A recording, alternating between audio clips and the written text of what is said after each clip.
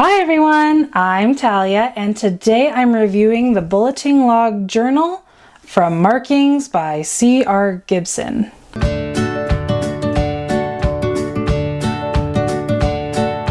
Okay, so I was in the market for a new bullet journal. I wanted to actually find one that had grid in it. That's what I was looking for because my first like term had a grid in it. And so I'm a little nostalgic for the grid bullet journals. And also I was seeing some beautiful posts by Ravenclaw Bullet Journal, I believe is her name. I will link her. And I was just gaga over her grid bullet journal. So I wanted to check out a bullet journal and I found this and I wanted to share it with you in case it might appeal to you. So this is called a Bulletin Log Journal. And it says customized to fit your lifestyle, 240 grid pages, perpetual dated sheets, poly ruler stencil with pocket, and then they have a little picture of the inside. I already liked this notebook because it had a strap and that to me says bullet journal, and also it had a grid in it, so I was pretty much sold on that. The cover is not hard. It is a soft cover, but it's very sturdy. It's like it feels kind of leathery, so I really like that about it. It doesn't have a label on the back, it just has the sticker. And I got this at Office Depot and it was $10, like $9.99. So I thought it was a great price point, so I wanted to see how the journal would hold up because it's half the price of your Scribbles That Matter or Like Terms, and if you've been watching my channel, those are my two favorites. I love them very much. I kind of lean towards Scribbles a little bit just because I like whiter paper, but if Like Term came out with a bright white edition, like everyone says they should, then I would be in heaven. So let's go ahead and open this up and see what it has for us.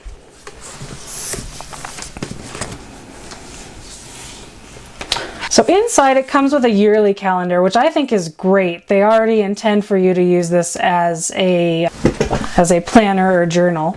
And I do kind of like the black. I think or this dark gray. I really think it's a smart color with the red. I like it. It has a contact information and emergency contact section. Okay, and this is a little different. Has a customize your journal page. And it talks about what you have, and it has your facing page right here so you can see. It has the months, so it tells you to circle the month and circle the date. And then you have a date where you can write the day of the week or a title. So a little title section set up there. And it says bullet points for daily activities, cross off with finish, so it gave you an example. Use grid to make customized charts. Different icons for daily events and meetings. So they have circles for events and meetings. A sketch. So they're encouraging you to use it as a sketchbook also. And add page numbers. So they have a little dot in the corner for you to add your page numbers. So basically this page is teaching you how to bullet journal if you don't know how to bullet journal already. That being said, I think it would be great for a starting bullet journal. A couple things. I am a little disappointed that the grid doesn't go all the way. It's because they wanted to put in this built-in title section for you. They thought that would be a big plus. This is not a big plus for me. I do actually write the date on a lot of my writings though, so this might be good for that. Keeping track of the day that I create spreads might be an interesting thing for me to do. And they have a section that can be titles. I'm not going to be able to put a very decorative title in here, but if you wanted this for a minimalist bullet journal, then this would probably be very excellent, I would think. Another bummer is they said add page numbers with this little dot. And it's really strange to me that they would just print out dots when they could add the page number. I'm a little disappointed that there's not already numbered pages because I prefer to have my pages pre-numbered for me. Although if you didn't like that and you wanted to use some kind of other system, I was thinking personally if you had like a different type of project, or if you wanted to use this for a project journal, you could put codes in there for the types of projects. For me, the way I use bullet journaling, I'm not too thrilled with the header or that. I am very thrilled with the grid. I love how it looks, and I love that it's a light gray. It's a really nice gray grid. Although the papers are a little tanner than I would like. I like it to be a little more bright white, so that's kind of a disappointment on the actual page. And it's like that on every page inside here. But there were some other big pluses to this notebook, and I don't know if you can see it already, but let me show you. 1 bookmark,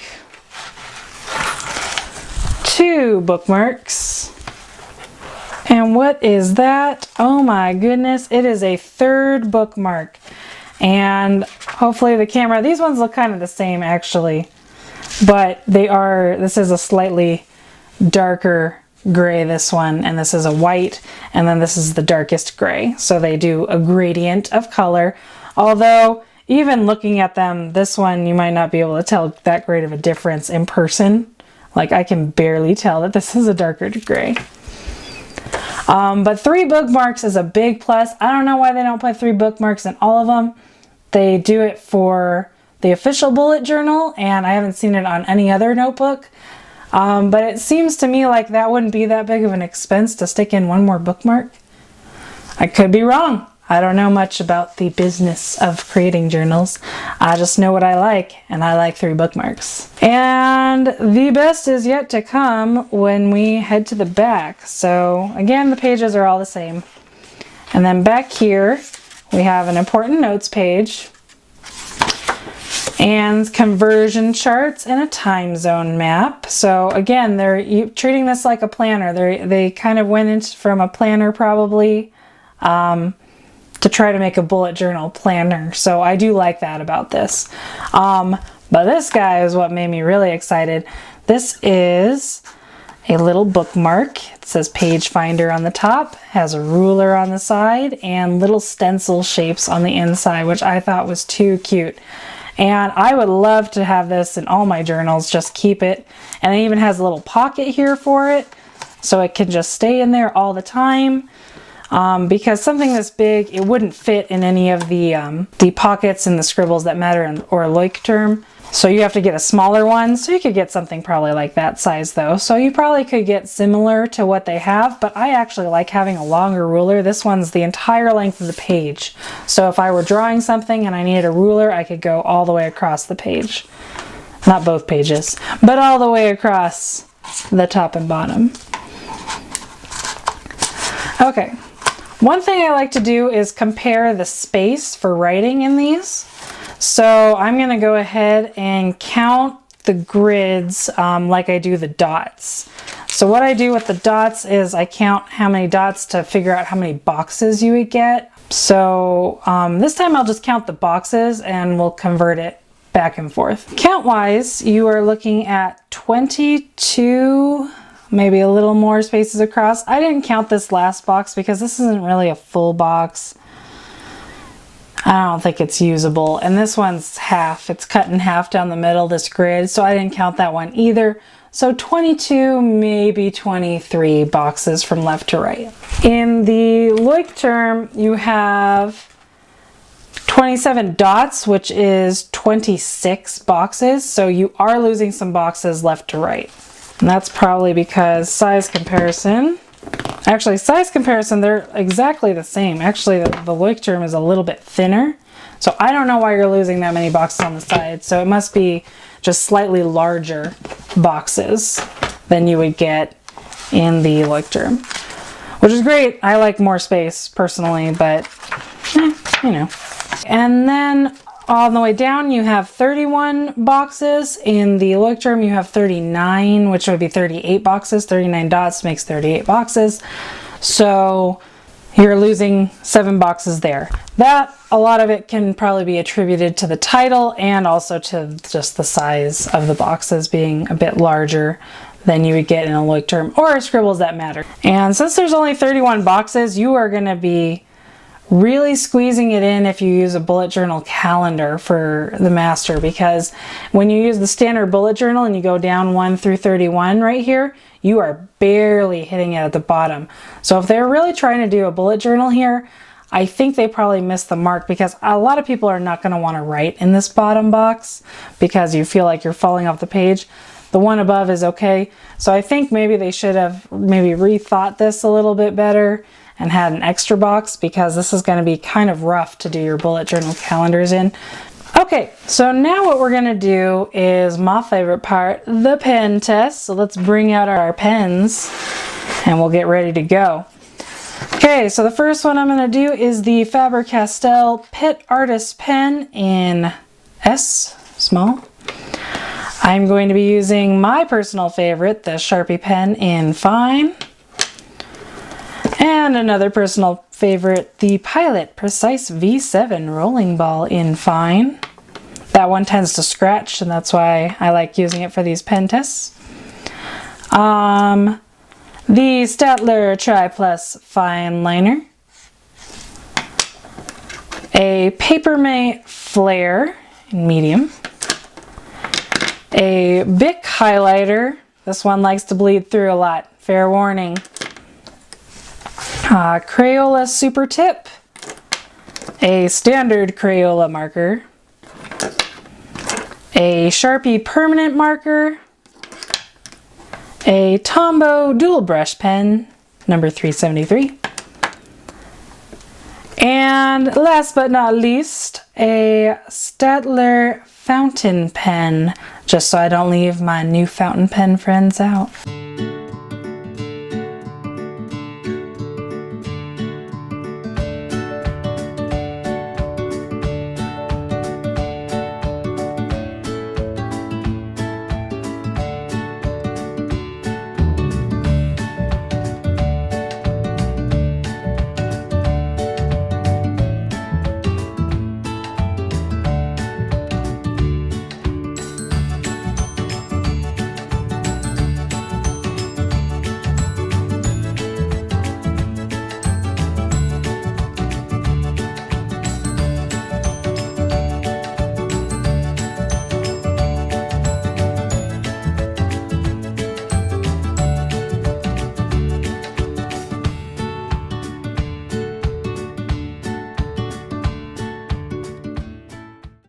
Alright everyone, it is the moment of truth to see how this paper holds up to all these pens. So we're going to turn it over. I believe the ink is dry on that and we will see how it did.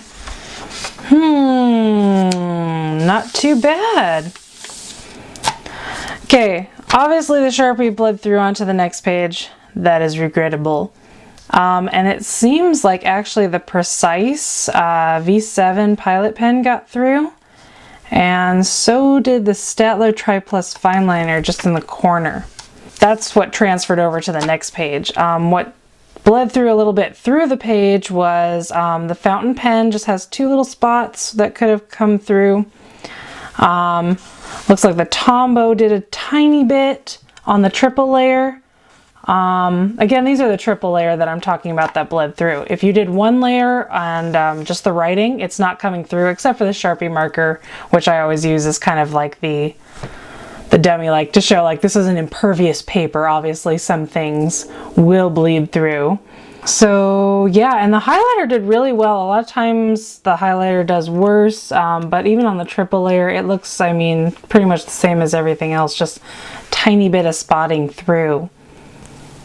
The ghosting's pretty minimal, especially on the Papermate Flare and the highlighter. The Crayola Super Tip you can kind of see. I don't know if that's just because it's slightly darker than the green, but the Tombow and the Crayola and the Bic and the highlighter and the Papermate Flare, they are very light ghosting. You can't even really read what it says. The fountain pen did really good actually when I did the full box. I mean, that's a lot of ink that I'm dumping down. I used the extra bold nib just to get a lot of ink flowing, and it did not come through the paper. And actually most of them held up pretty well. So this paper isn't bad. It's up there with the rest. I mean, you get a little bit of bleed through usually on the other ones. I'll go ahead and compare the Loic term since I happen to have it right here.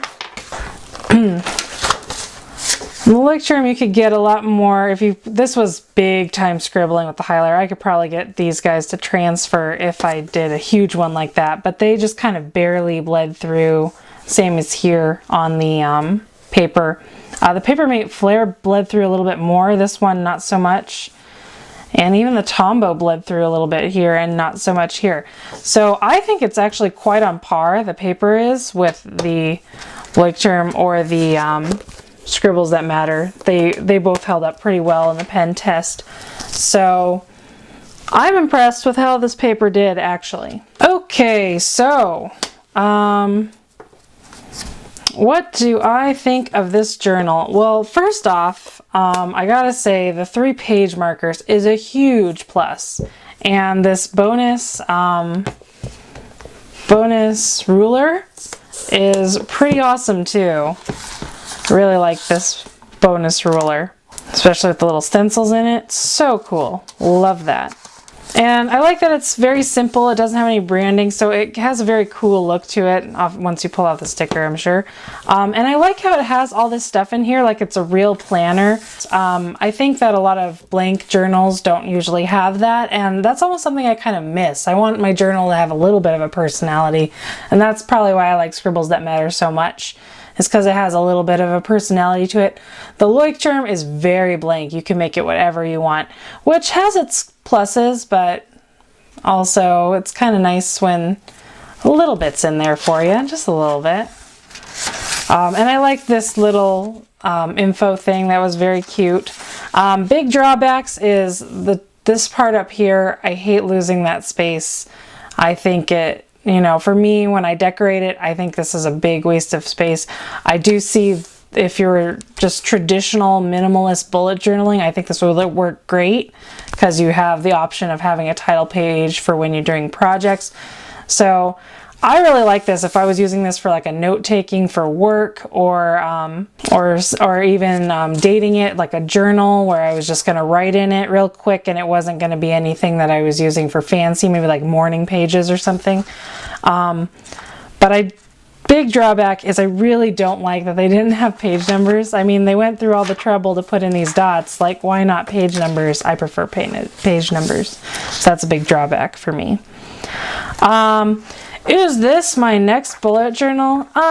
No, because as you can tell from my channel, I'm kind of trying to appeal to a mass market here of fanciness. So you're losing a lot of spaces, so none of this would be transferable. It would be kind of me just planning for myself, maybe giving inspiration, but none of you would be able to copy it.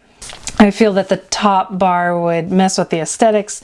So this is not going to be my next bullet journal that I go to for my general planning and all my artsy stuff. But I think this is definitely an awesome bullet journal. I love grids too, because then you don't have to work so hard when you're making calendars or charts. So that's one thing I really do like about this.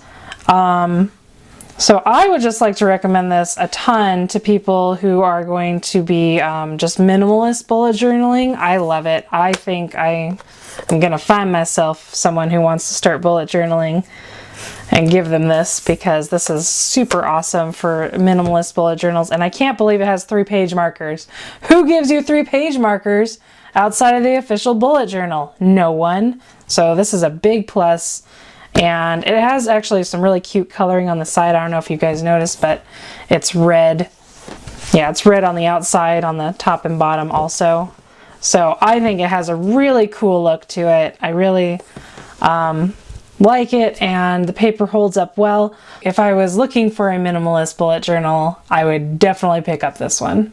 All right, everyone. Thank you so much for watching. Don't forget to like and subscribe, and I will see you all soon. Goodbye.